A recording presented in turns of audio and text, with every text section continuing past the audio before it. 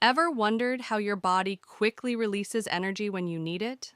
It all starts with breaking down glycogen, and a hormone-triggered enzyme called PKA makes it happen. Let's check out how. Three key enzymes that work together: glycogen synthase, glycogen phosphorylase, and glycogen phosphorylase kinase. Each of them gets turned on or off by phosphorylation, so let's break them down one by one. Glycogen synthase is the primary enzyme that catalyzes the addition of glucose units to the growing glycogen polymer. In its non-phosphorylated form, glycogen synthase is active, thereby promoting glycogen synthesis. Upon hormonal stimulation, protein kinase A, or PKA, phosphorylates glycogen synthase, rendering it inactive. This phosphorylation event inhibits glycogen synthesis during times of stress or increased energy demand. Subsequently, when the hormonal signal diminishes, the enzyme phosphoprotein phosphatase, abbreviated as PP, dephosphorylates glycogen synthase, restoring it to its active state and resuming glycogen synthesis.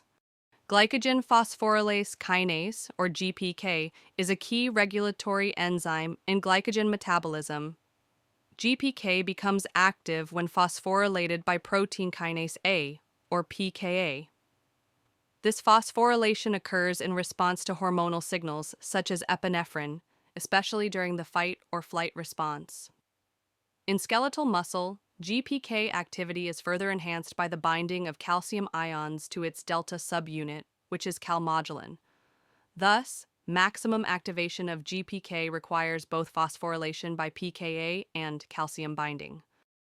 Glycogen phosphorylase, abbreviated as GP, is the enzyme that catalyzes the phosphorylated cleavage of glycogen to release glucose 1-phosphate. This enzyme is inactive in its non-phosphorylated state. It becomes active when phosphorylated by glycogen phosphorylase kinase, or GPK, which itself is activated by protein kinase A and calcium. Upon phosphorylation, GP initiates glycogenolysis by cleaving glucose residues from the non-reducing ends of glycogen chains.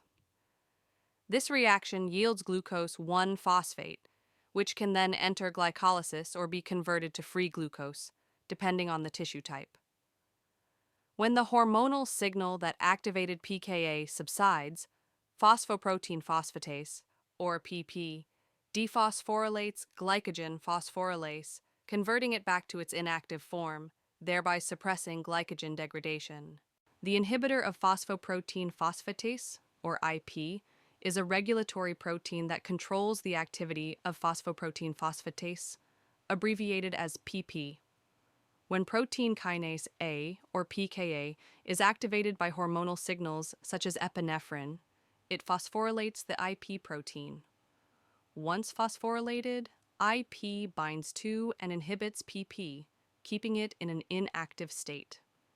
This inhibition is essential to maintain the phosphorylated and thus active or inactive states of key metabolic enzymes such as glycogen phosphorylase kinase, glycogen phosphorylase, and glycogen synthase. In both muscle and liver cells, glycogen is broken down into glucose 1-phosphate by the enzyme glycogen phosphorylase.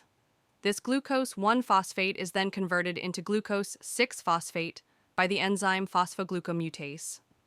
In muscle cells, glucose 6-phosphate enters the glycolytic pathway, providing ATP to power muscle contraction. In liver cells, however, glucose 6-phosphate is hydrolyzed to free glucose by the enzyme glucose 6-phosphatase, an enzyme not present in muscle. This free glucose is exported to the bloodstream through the GLUT2 transporter and serves as an energy source for other tissues, especially the brain and muscle. The process of glycogenolysis is hormonally regulated. When epinephrine levels rise, such as during the fight or flight response, it activates the PKA signaling cascade. PKA then phosphorylates two key targets.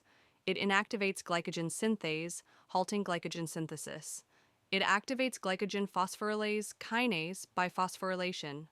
Activated GPK, in turn, phosphorylates and activates glycogen phosphorylase, the enzyme that catalyzes glycogen breakdown.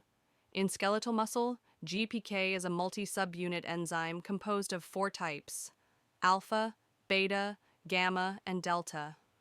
The gamma subunit carries the catalytic activity, while the delta subunit is calmodulin, a calcium-binding protein.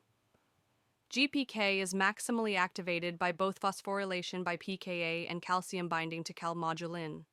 To reverse this cascade, the cell uses a phosphatase called phosphoprotein phosphatase. Once the epinephrine signal fades, CAMP levels fall, inactivating PKA, which means IP is no longer phosphorylated and PP becomes active. PP removes phosphate groups from GS, GPK, and GP, reactivating glycogen synthesis and shutting down glycogen degradation. This intricate regulatory cascade ensures that glycogen synthesis is inhibited, while glycogen breakdown is enhanced during stress or energy demand. Once the signal fades, phosphatases reverse these modifications, restoring the balance. It's a remarkable example of how cells dynamically manage energy to maintain homeostasis.